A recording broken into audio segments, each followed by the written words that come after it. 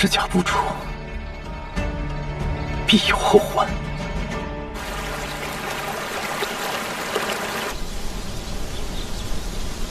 当初在小晴宫初见，我们帝王殿下可是矜持的很呢。我让你脱衣服，你还凶我。今时不同往日，如今你说怎么脱便怎么脱，本王都听你的。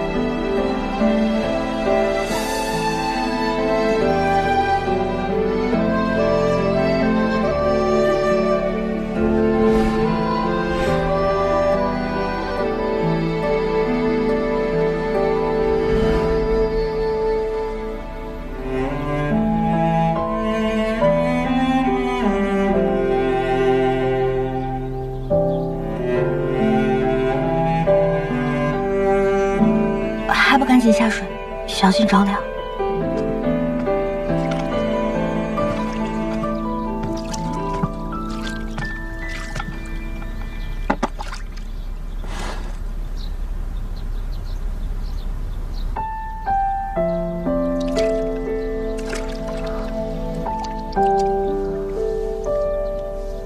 你在鬼门关走过，怕是不止一遭吧？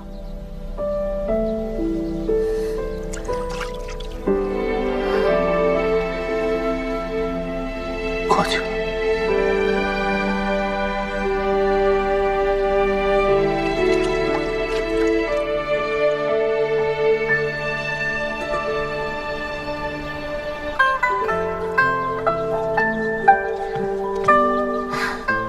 这地方风景真不错，我想好了，等我告老还乡之后，我就在这儿种几垄菜，再养一些鸡鸭。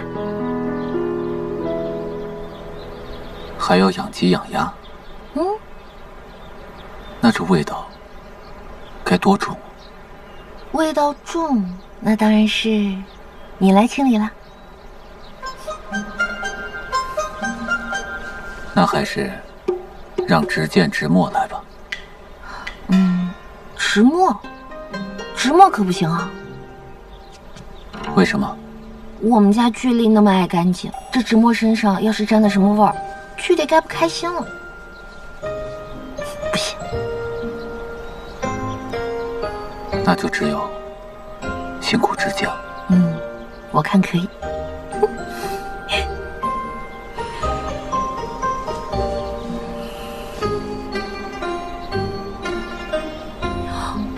哦，我忘了，我厨房还煮着粥呢，我赶紧去看看啊。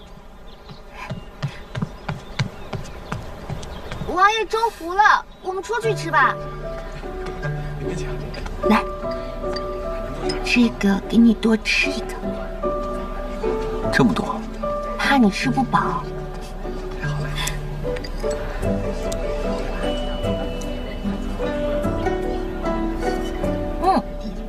好喝。来，多吃一点。哎，藕好吃。哎呦，你俩可真恩爱呀！一看呐，就是一对新婚不久的夫妻吧？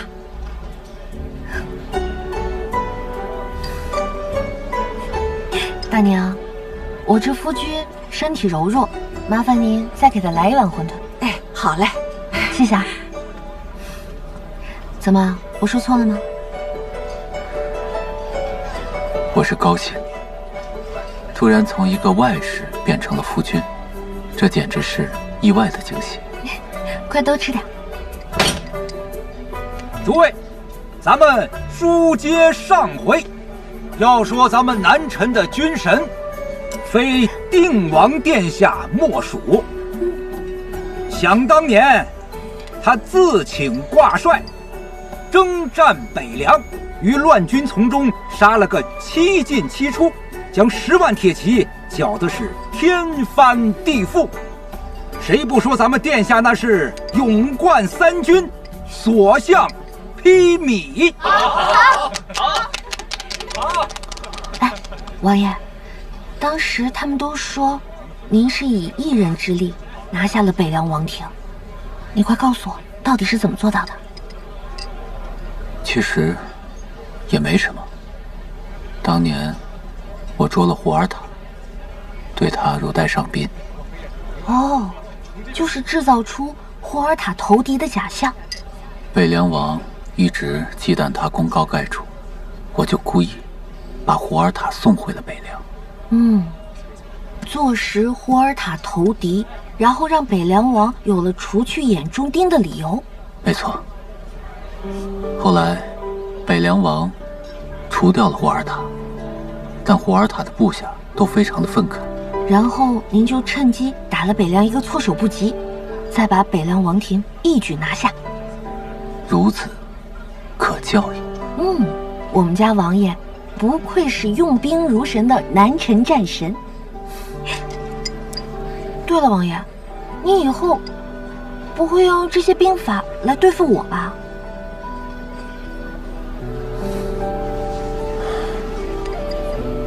为夫我柔弱不能自理，怎么敢呢？快多吃点，多吃点就不柔弱了。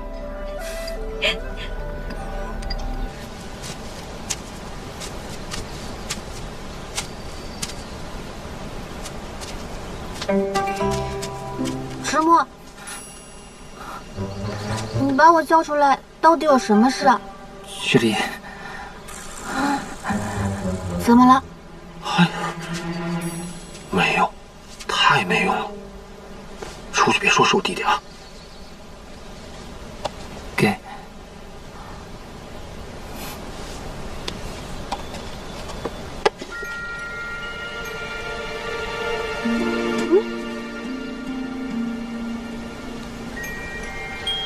这是木瓜做的啊，都说投我以木瓜，报之以琼曲。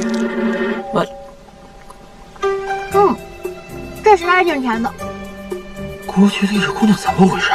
脑子里全是吃的，从来没见过这么不解风情的女子。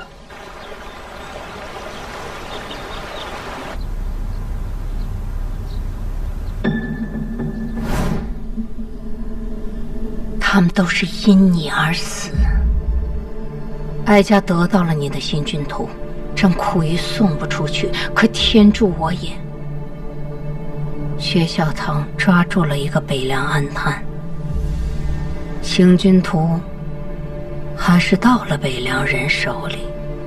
你说，这是不是天意？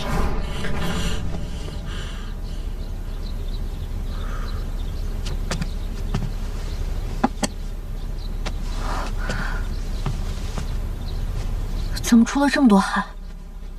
没事吧？我刚刚又梦到宫变那日的情形。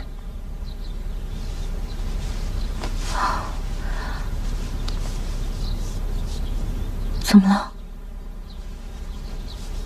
我没事，不用担心。只是宫变那日，我悲愤交加，无心多想。方才回忆起来，觉得这里面很不对劲儿。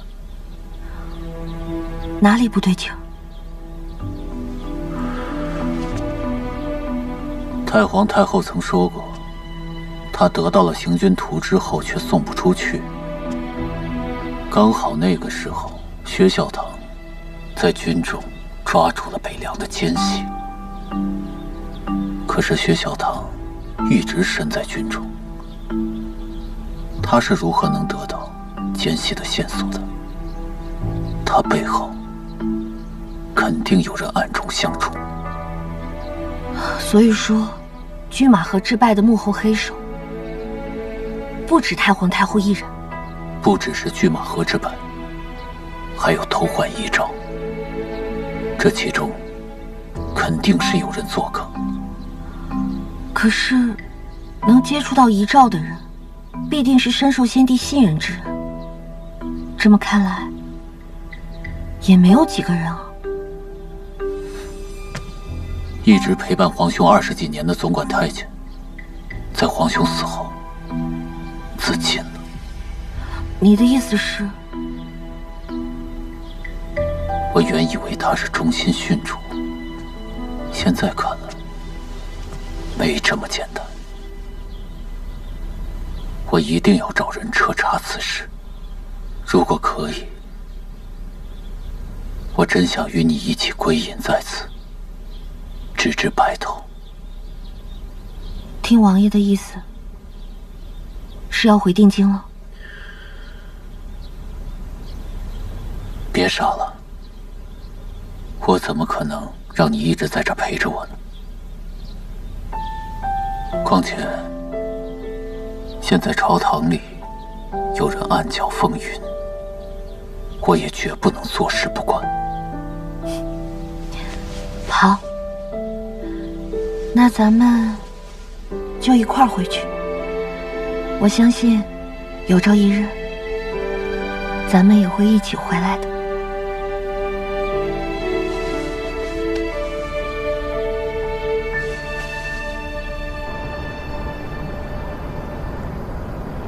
陛下，这是工部孙尚书呈上来的折子。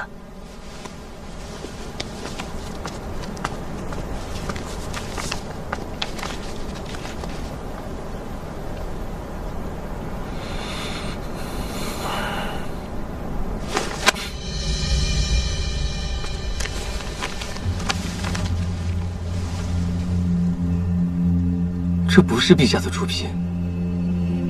朕还真是养一帮好臣子，处处替朕分忧，恨不得替朕当家做主呢。陛下，世家恩义本就是朝廷的恩泽，但日子久了，这恩典在他们的心中倒成了应得之物。就好比威风惯了的狐狸，竟忘了究竟是仰仗着谁的威势。这帮蠹虫已经占据了朝廷的半壁江山，若朕再不做点什么，怕是连这南臣也要被处控。朕已经让人梳理出了世家恩印官员的冗官名单，这几日便会下发之令，正式开始裁撤恩印冗官。陛下，恩印官乃是开国皇帝赐予世家的荣耀，此举不合礼法，有违历代先皇的教导。臣恐怕陛下会在天下人眼中背上背祖忘宗的罪名啊！周大人怎的如此偏激？陛下要裁撤的明明是恩印冗官，周大人却想一口气把恩印官都给撤。这里没有你说话的份儿。没有沈惊鸿说话的份儿，那有朕说话的份儿吗？陛下说笑了。那朕便直说了，朝廷没有闲钱去养一群尸位素餐的废物。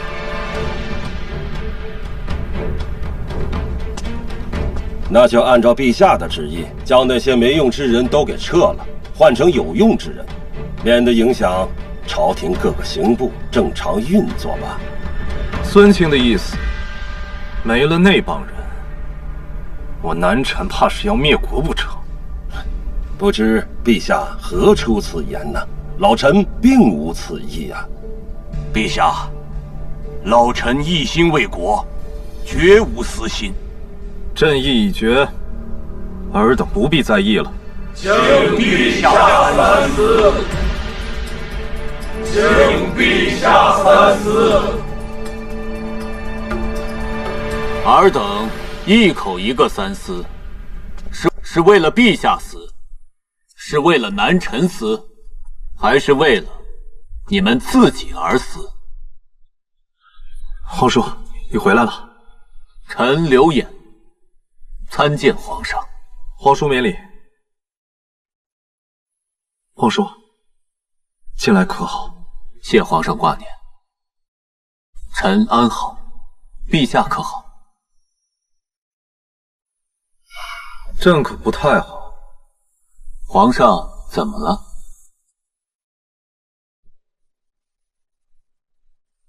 有人要当朕的家，做朕的主，朕简直是食不知味，夜不能寐，又如何能好？是谁如此大胆？这是要谋逆吗？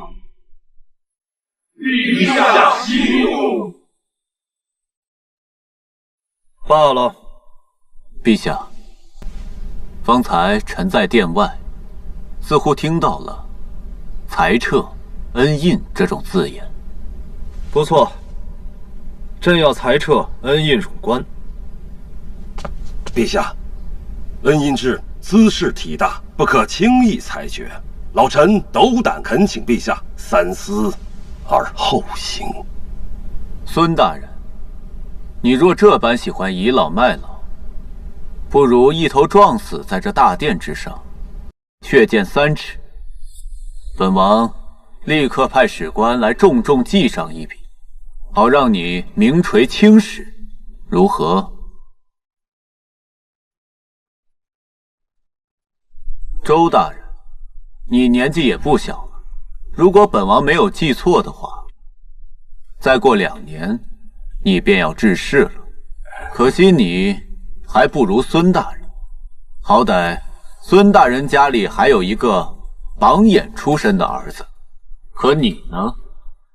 你的子侄中没有一个是成器的，眼看着就要人走茶凉了，所以你拼死也不能让陛下废除恩印。本王说的对吗？既然你2位如此不赞同裁撤冗员，那现在国库银两不足，入不敷出的部分，要不你们2家自己补上，要不将你们的亲族、门客的官职全都裁撤了，省下来的俸禄来供养这些冗员，你们2选1吧。定王殿下，你这简直是本王怎么了？是无耻，还是无赖？这可是您自己说的。陛下，老臣左思右想，觉得这冗员确实百弊丛生。陛下，老臣附议。表面上凛然大义，这心里却全是私心算计，还真是朕的好臣子啊！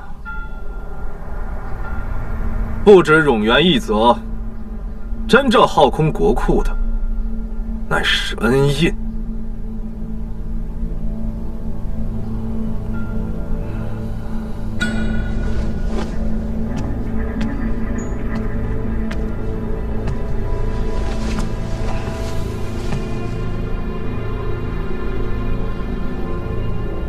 罢了，恩印一事事关重大，不可急于一时。今日就到此为止，改日再议吧。陛下圣明。没什么事情就退下吧。皇叔刚才为什么要拦着朕？我们好不容易压倒他们一回，为什么不趁热打铁，一鼓作气？就算不能大动干戈，那也能杀只鸡，煞煞他们的威风才行。陛下，您刚刚登基，当先稳固朝政，要削弱世家的羽翼，不宜操之过急啊。毕竟世家的势力树大根深，若此时我们大刀阔斧地对他们行动，只怕会引来更强烈的反击，对朝堂和社稷不宜。话虽如此，但这世家不得不出。沈惊鸿说的没错，这世家就如同复古之躯，一日不除，这朝堂便一日不能完全为我所用。此话是沈惊鸿对你说的？没错。朕觉得沈惊鸿是真的有才华，对世家的见解也可谓是鞭辟入里。哎，对了，穆中华之前来找过朕，说皇叔你欠了他什么债？究竟什么债啊？他只是觉得臣的病比较罕见，所以想帮臣医治，拦也拦不住。啊。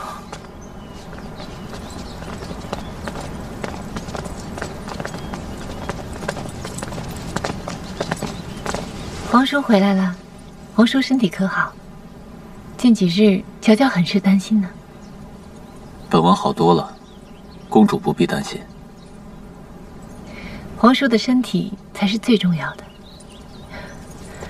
皇祖母现在身体欠安，父皇一定希望您跟皇祖母多保重身体。公主这些天照顾太皇太后辛苦了，你好好休息吧，别累坏了身子。是，那皎皎就不打扰皇叔去看望皇祖母了。